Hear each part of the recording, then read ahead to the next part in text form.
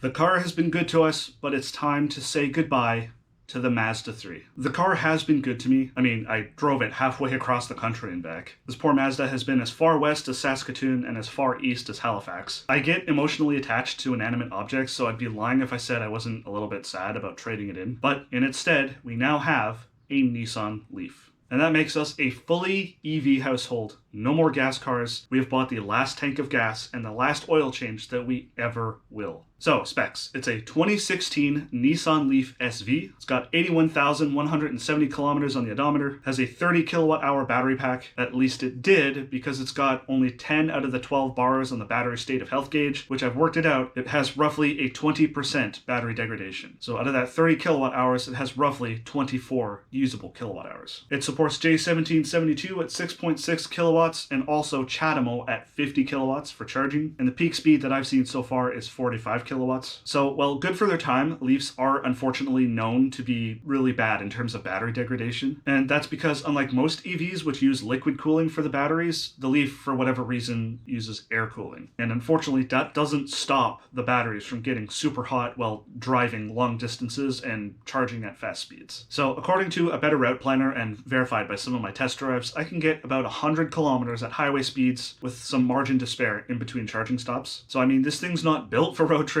but it'll be interesting to put it through those test cases and see how it does. Because much like our other car, a Model 3, I plan on using it for road trips and camping to show that even an older and limited EV like a Nissan Leaf with an outdated charging standard can be used for these things. Because I don't want to just show you the gold standard with Tesla, I want to show you the other side of things as well.